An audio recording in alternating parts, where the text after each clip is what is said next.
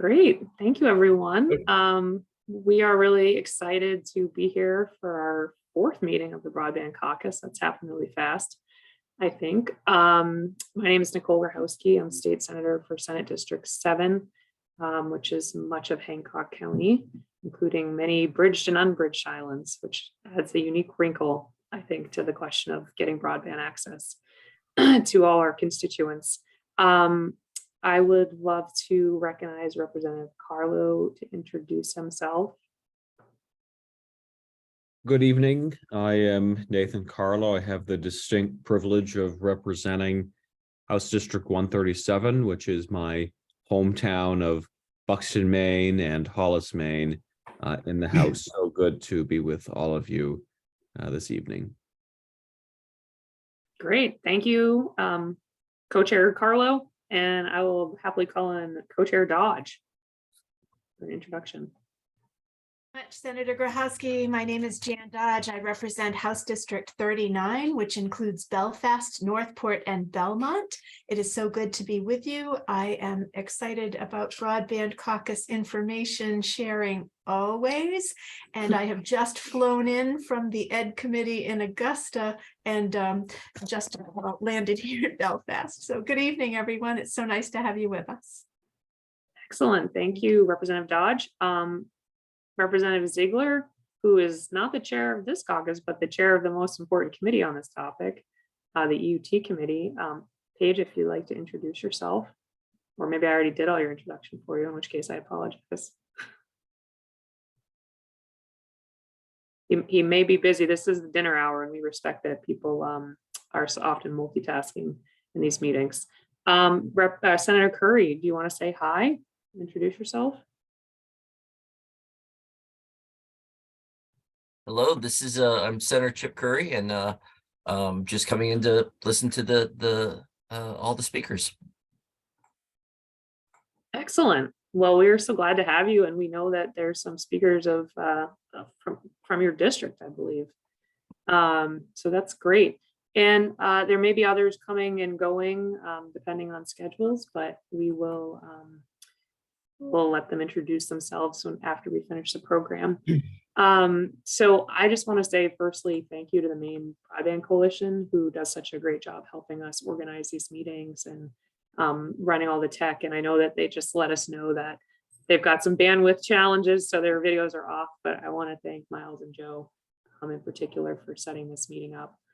And I also want to just thank, and I'm already excited, you haven't even spoken yet, but I'm just so grateful to have so many community leaders here to present on what's happening around the state with broadband projects. I know that there's so many different ways that people are trying to solve the problem of connecting everyone in their communities. And so we're really lucky to have representatives from 5 different groups here tonight to talk about what the work you're all doing in your communities. And I think probably some are in different stages. So it's going to be a really awesome opportunity to see how local areas are solving the problem, but also to learn more about how the state can help facilitate your efforts. So I will, because there are 5 of you, let you introduce yourselves when you present.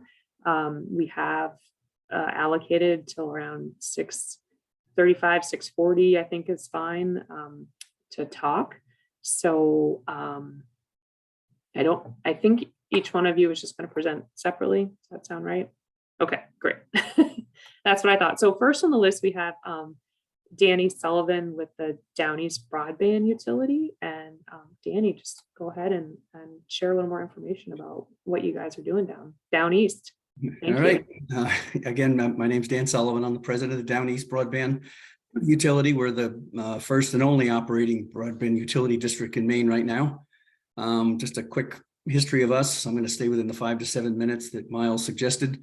We were a thought in 2015 and in 2018, we actually started building. 2020, the network was up and operational in the middle of the pandemic. We are now operating in Calais, Baileyville, Alexandra, Indian Township.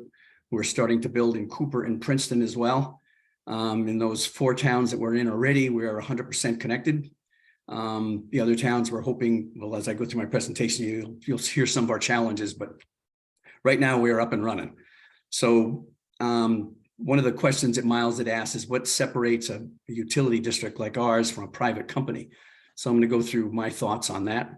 The DBU network is owned by 100% by the citizens of the towns of DBU. The network is what is called an open access dark fiber network. What that means is multiple internet service providers can sell their signal on our network, creating competition. Private companies don't do that. They don't like competition. So the DBU network is not built with any taxpayer dollars. That's very important to understand. Our entire build, operations, and maintenance is funded by the subscribers who would decide to purchase the service. If a resident in one of our towns does not wish to participate in the DBU network, they don't have to, and it doesn't affect their tax bill.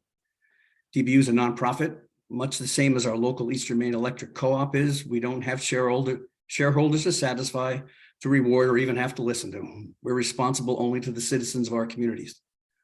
Our financial model is something really we're very excited about, and I'm going to give you a quick rundown on how that works. Our base connection through our ISP is 100 by 100 fiber connection. That's symmetrical, of course. For $59.95 a month, there's no installation fees, there's no additional taxes, there's no router charges. It's just a straight $59. Once a customer pays that to their ISP of choice, the ISP returns $25 of that $59 back to DBU. That's how we pay the loans. That's how we maintain the network. That's how we do the operations. One of the most exciting aspects of this approach is because we are completely community-based, is that once these network loans are satisfied, aside from maintenance and operational costs that'll be ongoing, that's a revenue stream coming back to these towns. That money is not going to stop coming in because the loans have been paid. So that was a very exciting part that got a lot of our communities on board with this, because no taxpayer dollars involved, and plus revenue coming back in. And private companies, for the most part, too, don't build out entire towns. They build in population centers and then sometimes move out from there, but many times do not. In our system, when we went to the citizens of these towns, we said, we will build to 100% of this town. We have some places we go 4 miles to get one customer. So we were not going to exclude anyone in this system, and that has worked for us. Broadband utility districts such as DBU are created solely for the purpose of providing world-class future broadband connections for our communities. Our mission is just that: provide the service, return the profits to the community. Here's some of our successes.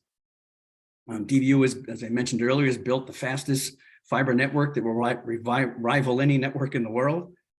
DBU's ISPs provide this world-class service at very affordable rates. The ACP program makes it even more affordable when you can take another $30 off it. So that even makes it even better. In our Indian Township build, just as a side note, the tribes get a $75 allocation. So their internet service is essentially free. Our goals align with our communities. Our open access model allows for competition. By building we built what's referred to as a home run network. We built a dedicated fiber to every single person in these towns or business in these towns that want the connection. We did that so that we know that fiber is unlimited right now. They haven't found a way to max it out. But by building this network as a home run network, it does two things. It allows us to go even further once they do pass more data down these lines. It also allows us to have multiple ISPs. We don't deal with splitters, breaking it into 32 or 64 connections. This is a dedicated run back to the central cabinet. Some of our challenges that all of us in this room are facing, I'm sure. We get a lot of misinformation coming from incumbents. We have false narratives around how symmetrical connections that are only available via fiber are not needed. Incumbents push their fast download speeds, but downplay their dismal upload speeds as unnecessary. Well, that's just not true. Cloud computing, remote connections, healthcare, it's all up and down. Computers communicate billions of bits of information up and down all the time. So that symmetrical piece is very, very important in these network builds. To do anything less than that we'll only be doing what we've done over the last 30 years, and we won't be advancing it. A second piece is our elderly population. As we all know, Maine has got a lot of older people in it, and we have to educate them. We have a process going in DBU where we're going door to door, and we are meeting with our elderly population and others and sitting down with them and trying to explain to them how this network works and how important it is to their being able to participate in the 21st century. That's a big deal. So we need to get those people on board. The next one is RDOF, which is, I'm not sure who's anybody's familiar with that, but that's an acronym for the Rural Digital Opportunity Fund. This is way too complex to give you too much here, but I'm going to put it in a nutshell. This is a federal program that was out a couple of years ago that has given hundreds of millions of dollars to incumbent providers like Consolidated to provide service to census blocks, not to entire towns, but to census blocks. What that's done is that has impacted these towns' ability to go to MCA in order to get a grant, because the federal requirements say if the feds are in some part of that town, you cannot put additional federal money towards it. The problem with that is these RDOF recipients have up to 10 years to do a build. And in that 10 years, they can decide that we're not going to do it. So we've got multiple towns in our area that are being adversely affected by this. That's a big one. Another last piece on that is education to our small town leadership, our select board members, mayors and councilors. They're being, because there's so much money out there, they're being inundated with a lot of misinformation. Some of our towns are being talked into long-term bulk service agreements that don't help their towns. It locks them in with one provider for sometimes up to 10, 15 years. They need to have a better education to their options out there and not just accept something because on the surface, it appears to be really, really attractive. My last piece for the legislators there, I know you guys have got a lot on your plate. I've done a fair amount of testifying in front of your committees, and I admire you all for what you can get done. I don't like the 10-second shot clock, but or the 3-minute shot clock, but other than that, you guys do a good job. My suggestions would be, ending my talk here, is that become educated yourselves to how important these all fiber networks are in Maine. This is important as electrifying America back in the 30s and 40s. Participate and attend the Maine Connectivity Authority meetings. Know what they know and give them feedback. These guys are working, women are working really hard to make this happen, but they got a daunting job in front of them. And there's a lot of public dollars out there, and a lot of companies are at the trough. And I would like to see I don't know how far this can be done. Andrew can weigh in on this, but as public as possible, these network build costs and what these builders are saying it costs to build these networks. Because we've run personally into situations in Down East Maine where one builder says they can build an entire town for $2.1 million. Another one says they can build it for $850,000. That's a big point spread there. So I think it's very, very important that we find out on these contracts how much these companies say that cost to build them, what's their make ready costs. You know, we got to break this stuff down so we can put it in comparison and get his best bang for our buck out of these dollars, because this money is going to disappear quickly. So anyways, anybody that knows me, I could talk for the next 6 hours without shutting up. So I'm going to stop now and I will turn it over to who's next. But thank you for your time. Any questions? I have an email. You can certainly ask me. Thank you so much. I think that was a great overview of the work that you've done down east. We're going to wait to do questions until after everyone presents, because it might be that you learn what you're looking to learn from another presenter. So thank you again, Danny. And I think next up is Joe Meadows from the Waldo Broadband Corporation, and look forward to hearing what you're doing in the Belfast neck of the woods, I guess it is. I'm saying that because of where Representative Dodge and Senator Curry live, but I know you're much broader than that. Take it away. A little bit further toward Augusta. So it's a little bit shorter trip for Representative Ziegler than it is for Senator Curry to come out, or Representative Dodge. Thank you all for having us out here this evening to speak with you.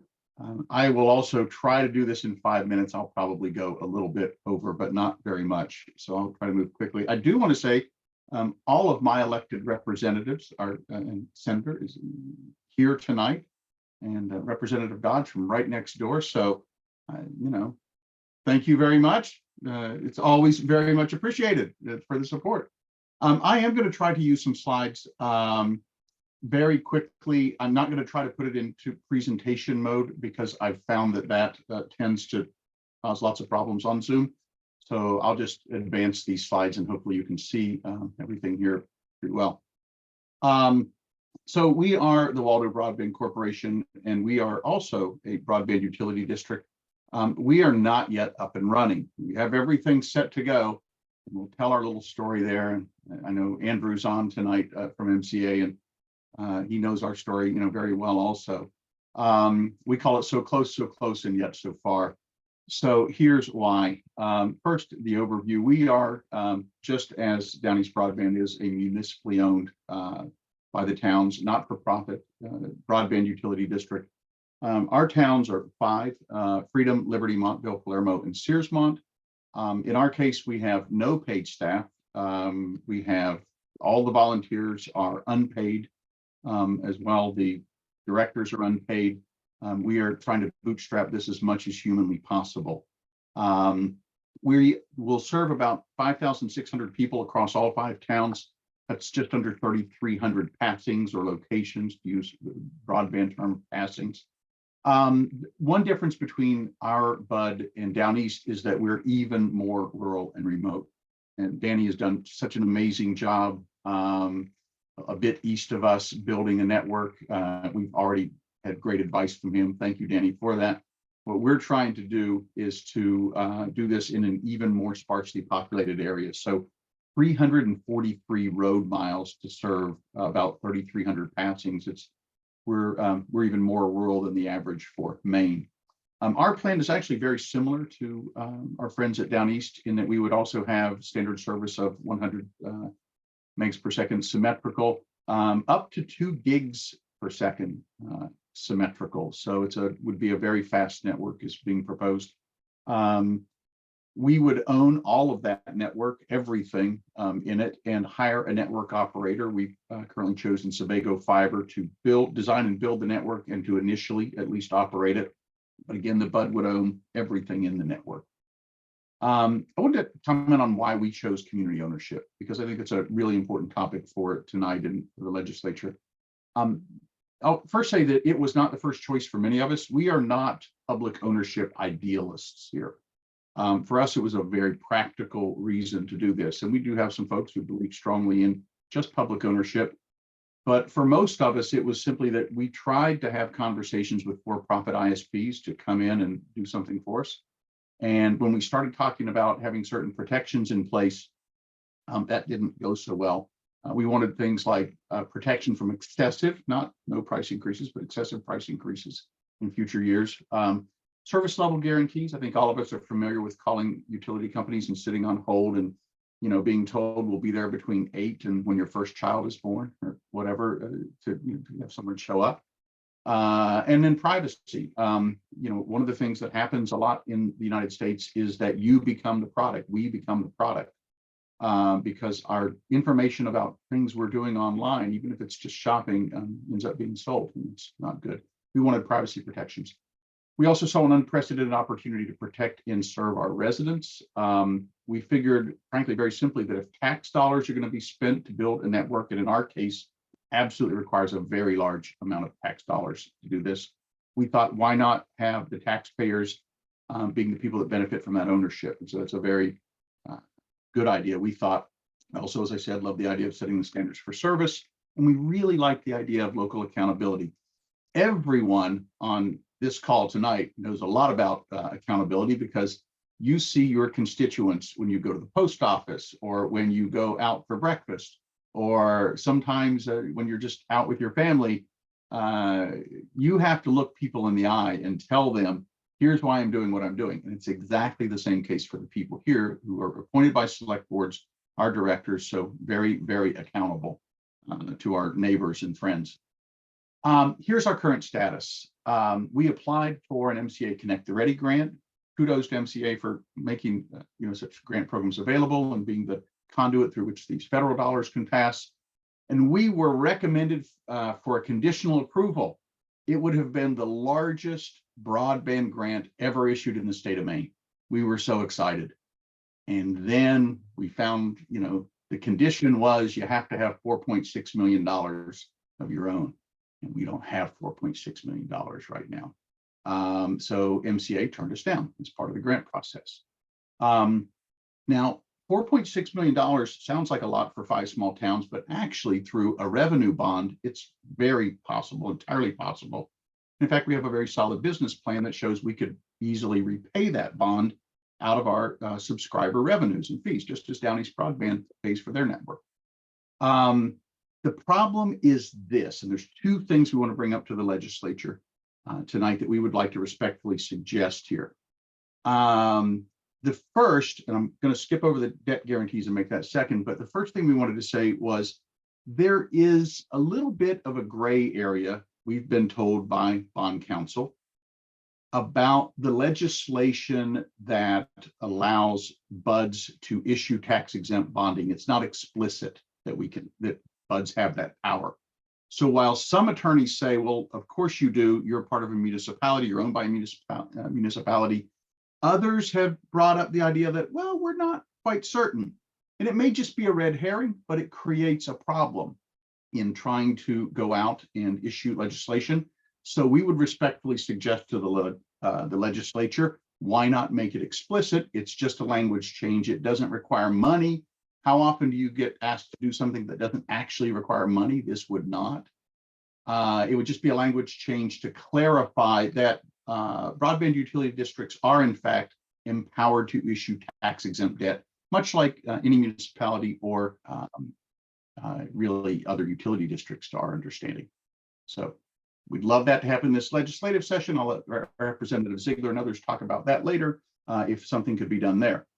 Second thing, and this is the part that does require money, BUDs often need debt guarantees that economically challenged towns cannot provide. And if you know anything about our towns, they are small, they are economically challenged, they are not very wealthy towns, a lot of older people on fixed incomes.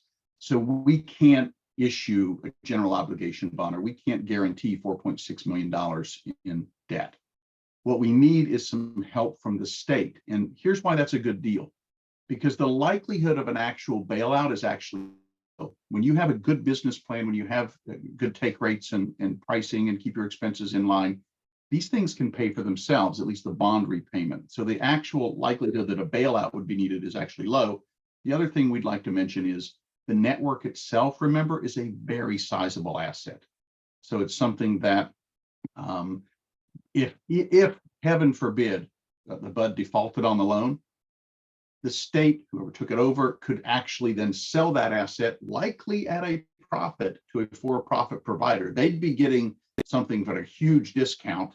They're targeting a very competitive situation, so it's something that we would suggest, hey, it's not just free money. Now I'm going to have one last slide here and say, and this is not in any way a knock on our friends at MCA or anything, it's just a statement of reality, that the current grant system is perpetuating, we think, Maine's problems. Let me explain why.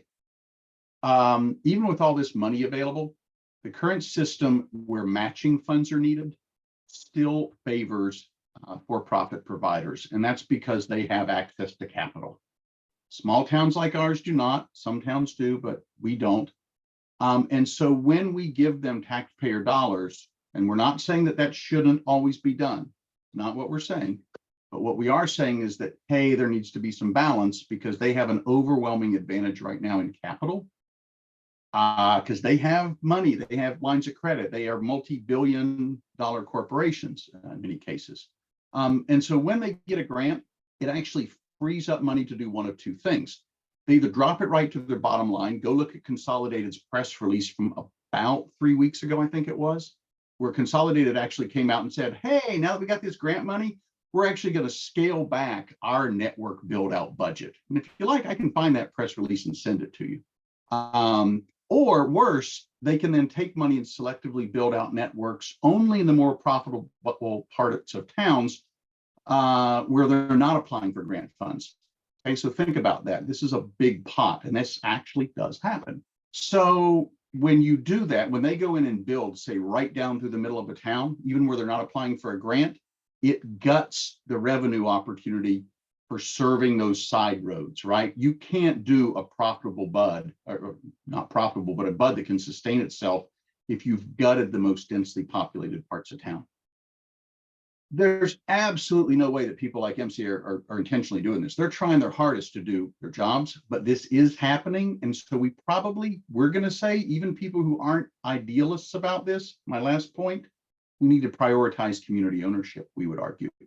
And it's because if we don't do that, we're literally going to hollow out parts of this state where we can't serve these side roads without endless subsidies. We don't want that. I'll be quiet and let Michael take over now. Thanks. Thank you so much for sharing that perspective. I actually have Butler next from the Blue Hill Peninsula. I think you're on the mute. Is that okay, Michael? Okay, all right. Or you guys can go in your own order. I had Yeah, Michael, do you want to go? I'm easy. I don't just go ahead, Butler. Okay. We're talking about utility districts, so. Got it. So I'm Butler Smythe. I'm in Blue Hill. I'm a select board member as of April.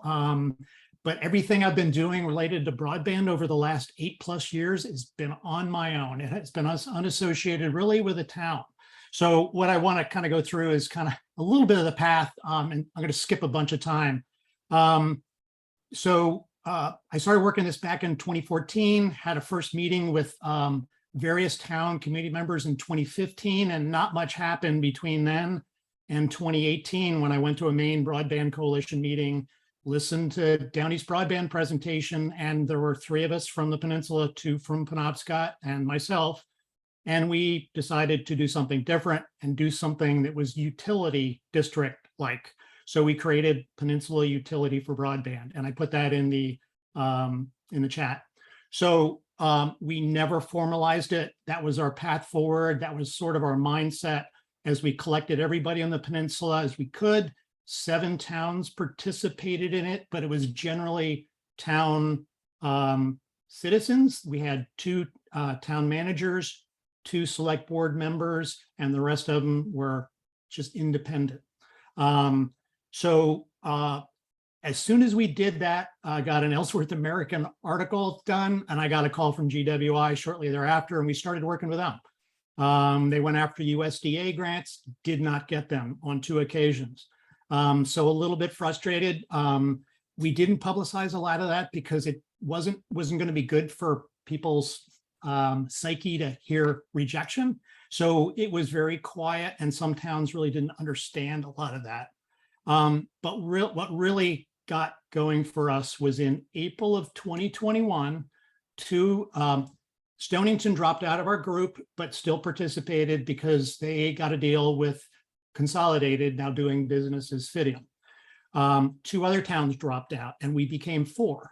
And within 2 months, we had written our own RFP. We had hired a Mission Broadband to do very inexpensive, just review it and help us through the process. I think we maybe spent $6,000, that was it, but we did everything ourselves. And what I was going to do is share screen here on that, hopefully. So this is part of our page for the RFP. So our RFP was different than a lot that have been out because it was open to everybody. So it was ownership or ISP ownership. It didn't really matter to us. We wanted to see what it was. We had presented it to 9 different ISPs. 6 of them submitted proposals on it, and we came down to Consolidated being the top of the choices for a very specific reason, with our second being GWI, which would have been community ownership. And concurrent to this whole effort, Connect Maine, Consolidated, teamed together to go after the NTIA grant. So everybody who proposed knew this was happening, and the Blue Hill Peninsula was a part of it. So 5 of the towns, to include Stonington, wrote letters of support for the effort that Connect Maine was the path they were going down. So this is why this made sense for us. On the right is, in green, are the RDOF areas that were awarded in the peninsula to Consolidated for fiber.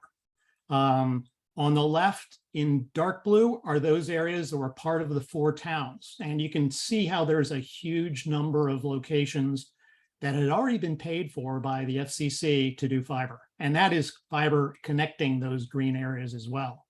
The 2 towns that dropped out were in the lighter color.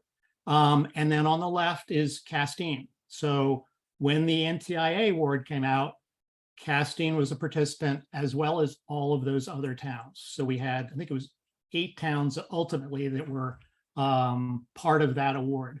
I encourage folks to take a look at the joint report that we put out. It was 23 pages, and we essentially identified why we picked who we chose, what our path was going to be if the NTIA award didn't happen, and that would have been going to the town for a vote last year, and we didn't have to do that. So the way that worked out is very good for us, because nobody is having to pay for anything out of their pocket, no connection charges. Anybody who wants it gets it. And we're going down that path right now. So as I speak, I don't know how many people have been connected in Blue Hill, but I'm going to say it's at least 100 have already been connected to fiber. They officially started the build at the end of December, though they were doing some work prior to that. But most of the peninsula is already built out. Their network is already built out. Right now, the undersea cable coming from Castine is going to be done between the 1st of April and the 15th of April. And then Brooksville will also be able to connect. So very quick turnaround. There's a tagline at the bottom of my emails. Basically, it says success is not final and failure is not fatal. So right now we're in the first part of that is, even though we're getting it, we still have a lot of work to do in terms of communication with people. One, to make them aware, because a lot of people don't look at Facebook, don't read the papers, whatever group they're associated with, they don't talk about it, whatever it happens to be. So this is a long slog for us, but it's also, as we get into digital inclusion, and that is what we're focusing on next, is getting the word out, especially for the ACP program, where the peninsula is roughly 10% of the population that is eligible uses it. The state of Maine is 30%, apparently. So that is where we are now, and trying to increase the level of communication between the towns. So one of the communication paths that is beneficial to the peninsula now is that Surrey has joined our group, and Orland has done the same thing. Surrey went down the path we did. They used our RFP. I gave it to them to use. They put it out, and their choice was Consolidated. And Orland is now working through just trying to go straight to Consolidated. Our last choice, just for information, was Spectrum. They didn't meet any part of our RFP requirements. So that, and we chose to stick together as 4 towns. And why they didn't, one big reason they didn't meet it was Blue Hill would keep coax and Penobscot would get fiber. So anybody who had coax today wasn't going to get fiber. And that was a non-starter for all of us. We stuck together on it. And I think from the legislature standpoint is, I think the big support down the road is going to be digital inclusion and all the pieces that go along with it, and funding for it that's going to be coming through NTIA.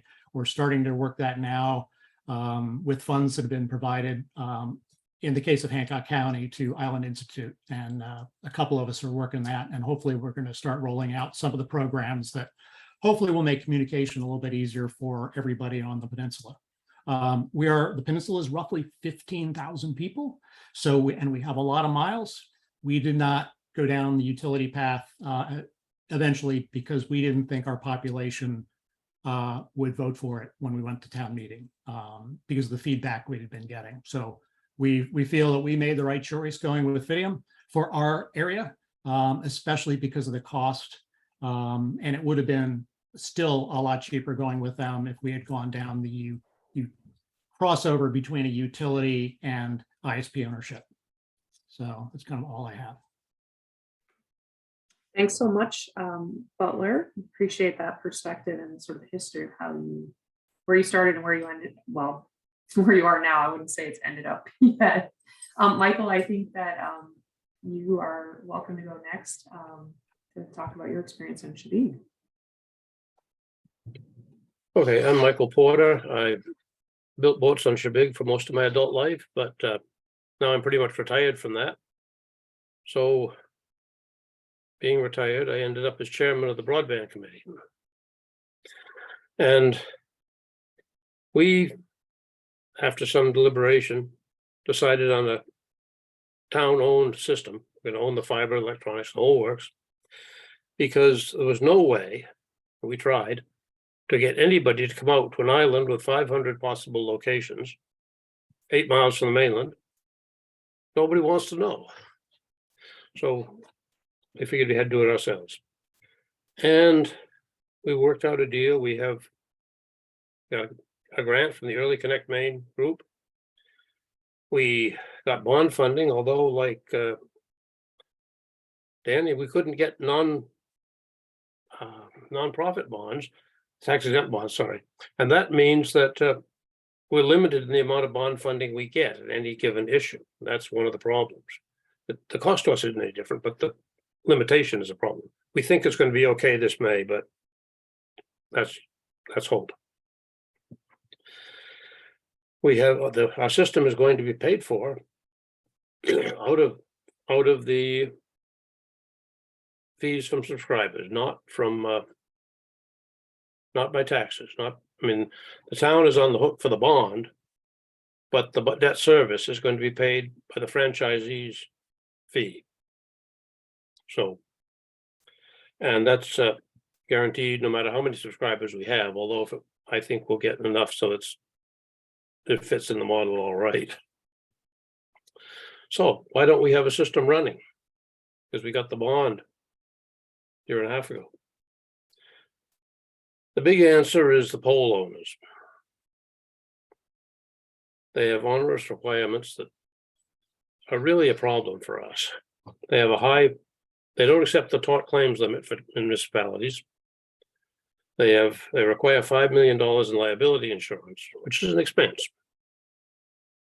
And insurance people have sort of persuaded me that they need that. I don't know. Anyway, there's no way to fight it, I guess. But that's cost $10,000 to $11,000 a year. Then they consolidated requires, if you want to put things on their poles, which we have to because maybe they own some number of poles on Shabig. We can't find out quite how many. They require a $300,000 surety bond or letter of credit, which is way out of any reasonable proportion. Shabig is not going to go bankrupt. We're a small town. We have one of the highest valuations per capita in the state. The town is just not going to go bankrupt. We keep the budget tight. We'll be okay. We're in the process of negotiating that. We may get it down. CMP is much more reasonable. They want a $20,000 bond, costs us $200 a year. We can deal with that. The big thing is delays. Once we get all this stuff agreed, provide all the security and insurance and everything else they want, then they want 45 days just to survey the poles. Never mind that my committee had already surveyed them. We know where each one is. We have latitude, longitude, tales about it. Then they say the agreement says they will make every commercially reasonable effort to do the make ready work within 6 months. In practice, that works out to about 8 or so. And they want us to pay for the make ready work. Now, state law says that municipalities do not have to pay for make ready work on poles. Consolidated doesn't care. They've already lost this decision once with the PUC. We're going to go to the PUC and get probably a similar ruling. They're going to appeal to the entire PUC, not just the rapid response. And I don't think they're going to do anything different from what the rapid response team did. Then they're going to go to the state Supreme Court. So we don't know what's going to happen. But we're hopeful that the law is constitutional and is upheld. And we're talking about real money out of a budget of $1.6 million for this project. 300,000 of that is contingency for make ready. So that's a fair percentage.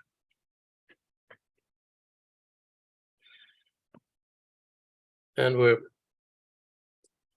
I don't know if the legislature could do something. What could do something about poles? I don't know what shape that would take.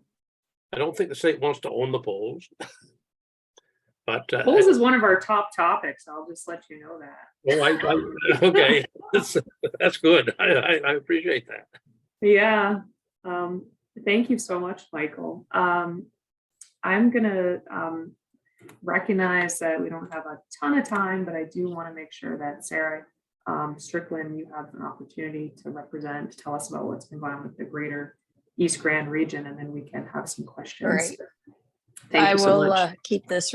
Yeah, I'll keep this very short. Thank you all very much for the opportunity to talk to you today, and I will keep it as brief. Can you all see this?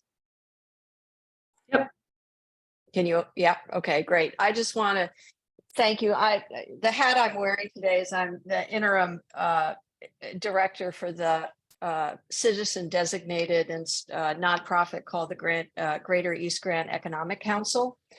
And that is a new organization that represents a citizen designated economic planning zone called the Greater East Grand Region.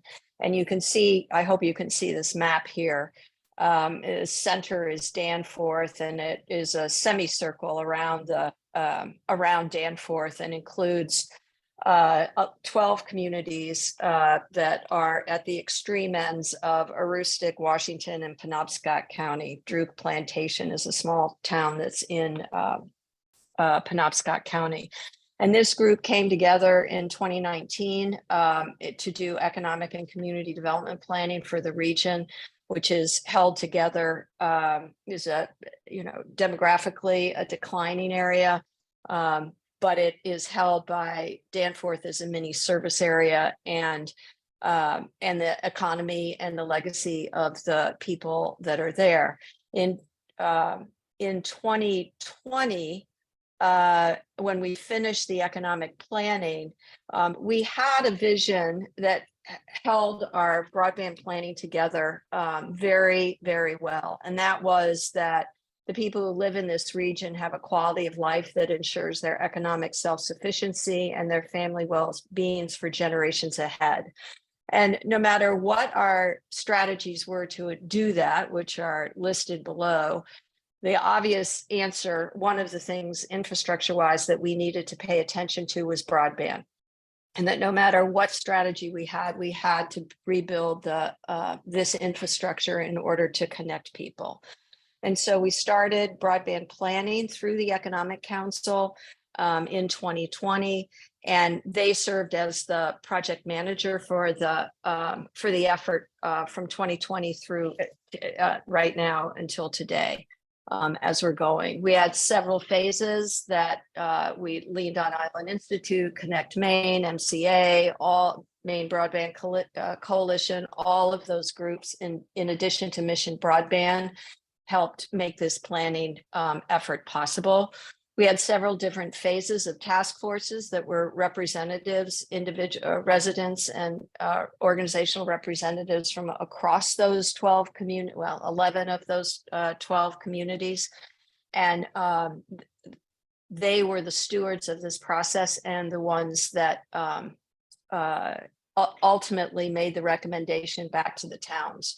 We went through a similar process that others have talked about in terms of working with Mission Broadband to do an RFP. And we looked at 3 different categories of opportunities that the region had. One was to expand using an existing ISP. The other was to form our own MUD. And the other was to actually collaborate with Down East Broadband Utility.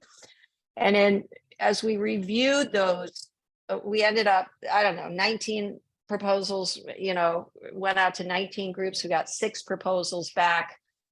They're listed in terms of who the groups were that got back to us.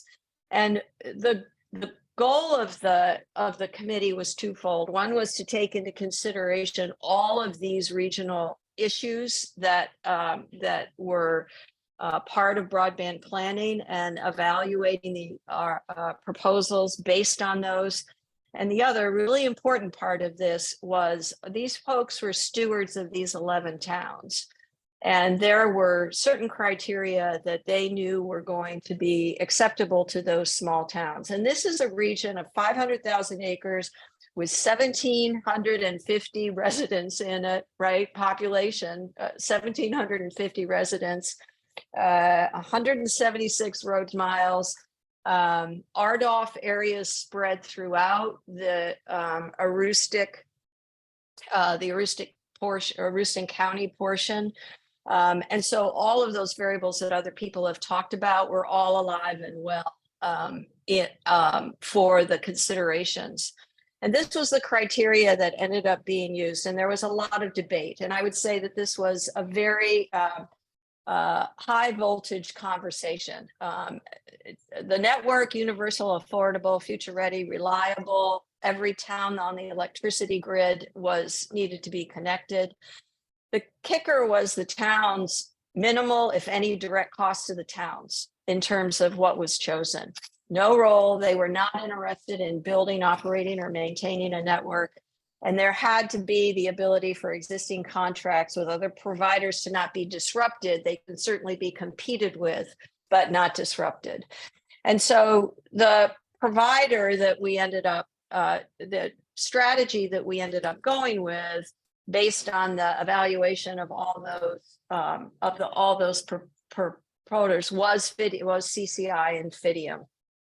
And I think that this was a very hard decision. It wasn't so much the decision between an ISP, an existing ISP, and Down East Broadband Utility. It was removing the fact that we weren't going to recommend that the region create its own MUD.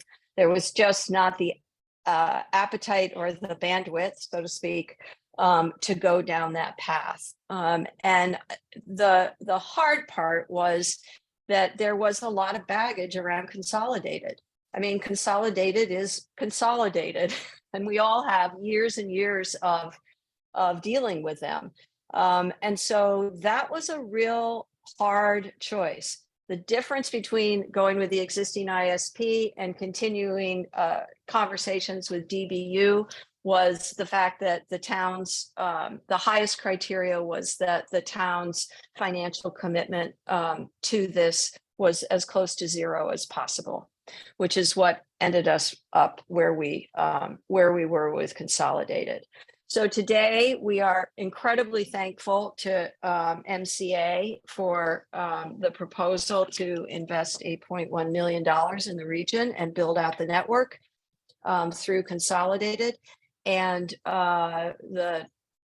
we're in final conversation about the MOU to do that. And we're anticipating, based on Consolidated's timeline today, that the network will be up no later than December of 2024 and likely by July of 2024. So that's where we are, and I'll leave it at that. Thank you so much. Great, thank you. I'm going to thank you all. It felt like a great tour around the state, or at least the part of the state that I frequent the most. So I appreciate that. Do any legislators have, or others have, any questions for our presenters this evening? Don't be shy. Representative Ziegler. Yeah, I just want to ask if Joe, have you talked to MCA? I have a bill waiting for the language, and I'm waiting for Andrew Butcher and to see what you need from the legislature. And also I wanted to say that I used to live up in Township 1R2, which is down near Waite. So I know your area pretty well. And you sure as hell do need broadband up there. That's for sure. So have the two. Oh, sorry, Paige. Andrew and I spoke on Friday, and I think Monday, Andrew, we sent over some additional information. And so I'll turn it over to Andrew to answer more. Sure. Hi, folks. We'll respond quickly to this given tight timing, although happy to go into it as much as you want. So Representative Ziegler, your bill is, just to catch everyone up, is regarding providing the type of financing to address the debt constraints that Joe referenced. As you know, your bill helped inspire a concept that MCA and FAME are developing to provide the type of loan guarantee assistance that Danny and Joe and Michael all referenced. In a conversation with Joe on Friday, it was shared that Joe, how did you describe it? That's addressing the top of Mount Everest as far as the big challenges, and you all are We're trying to hit base camp. You're trying to get to base camp with your bill. So MCA has offered to meet with the bond counsel that Joe referenced to see what kind of language that we can emphasize that addresses the type of municipal tax exemption for utility districts that Joe referenced. A language change would be great if that's what it gets to, that tangible and incremental action. Our council has advised that is something that we can move, we can absolutely be supportive of. It still doesn't address the fundamental constraints which are identified. And I'm a huge proponent of tangible incremental action. So to check off 3 emails that I owe 3 people on this call with once. So we are meeting with bond counsel from WBC to inform language that we would be providing back to you, Representative Ziegler. That would be great. I'd really appreciate it. And just so that people who may not know the legislative process, is I put the bill in, and I can hold the bill as a co-chair, a concept bill, until we get the language. It won't go into effect until 90 days after adjournment unless we put it in as an emergency bill. And if we put it in as an emergency, then it needs 2/3. So the time frame is, what you might need. I don't know. I don't necessarily, maybe the other legislators can answer this, is that seeing that there would be a problem with the 2/3. But if you feel you need it to be done, immediately, then we would go after the language, vote through and put it as an emergency. Otherwise, it'll be September, I think. It would be 90 days after, if I'm not correct.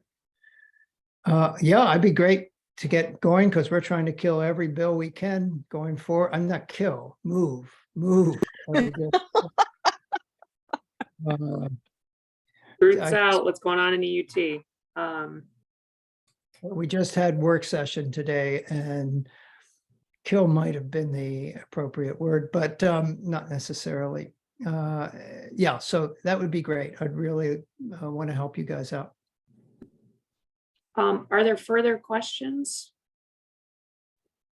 I have just one question, and I think it's probably for Danny, but I know you have a dark fiber network. Are you experiencing any interest in competition across that network in any or all of your service region? We've reached out to a couple of ISPs. We're in negotiations with one of them right now as possible second. I had somebody contact me today that's looking to lease some of our fiber for additional cell towers in the area. So that could be another revenue stream to help DBU as well. But yeah, we ideally would like to get a second ISP.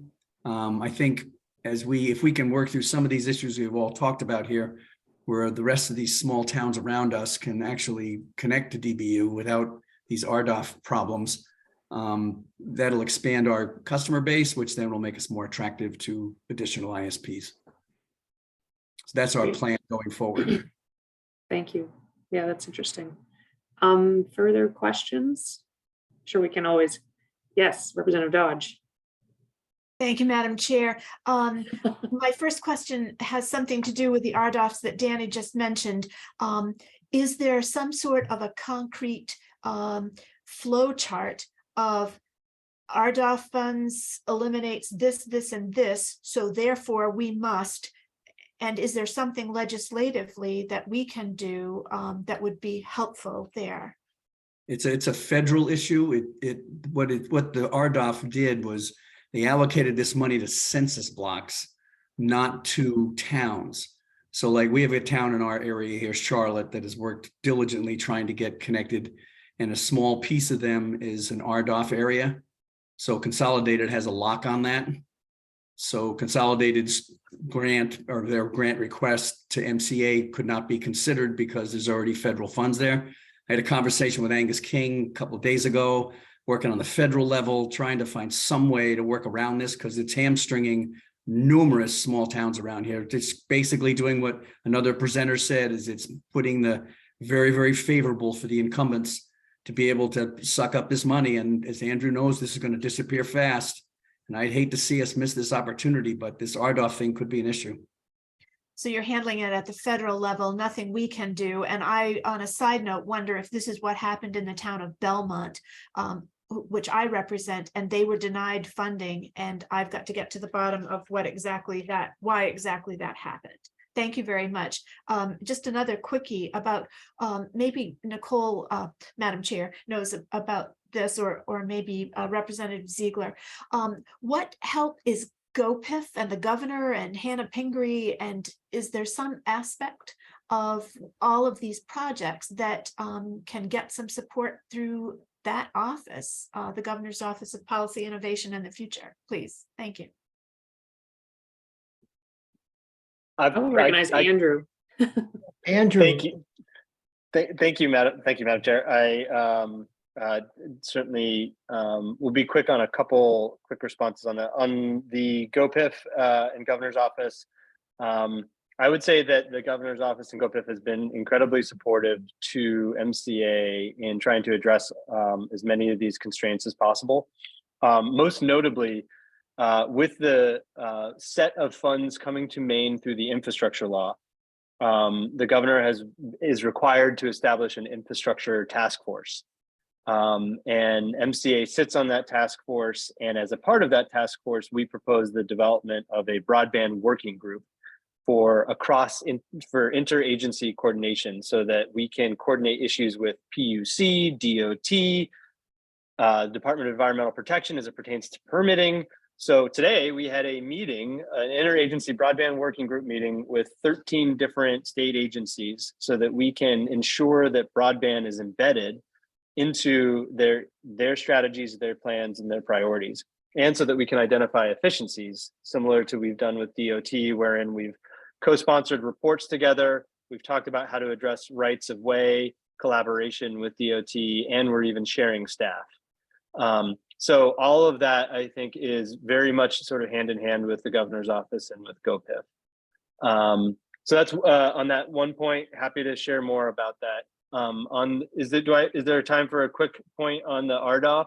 I realize 7:04 is a tricky time, so we can revisit that at another time. But I'm happy to just share because there are absolute structural challenges around that, and Danny and I have talked about. And I appreciate how much he continues to emphasize the challenges of that program. We are trying to think about pragmatic ways to leverage the program and to think about where there's the presence of an RDOF winner, how do we work with them so that we can extend the network, and at least there are boulders in the river that we can't get around. Are there ways in which we create tributaries from them? So that speaks a little bit to some of the line extension program, which we are trialing and rolling out. It doesn't address the structural problems that Danny's referencing, but it does address how do we get service to the places that would otherwise be strangled. Thank you. Thank you very much. Recognizing the time, I'm going to wrap the meeting up here, but I want to thank everybody for spending this time on your Wednesday evening with us. And also say that if there are topics that, we touched on that you want to learn more about, let us know, because we can, have our next caucus meetings where we go farther in depth on any of these things. But just, thank you all for being here, and especially to the coalition for organizing us.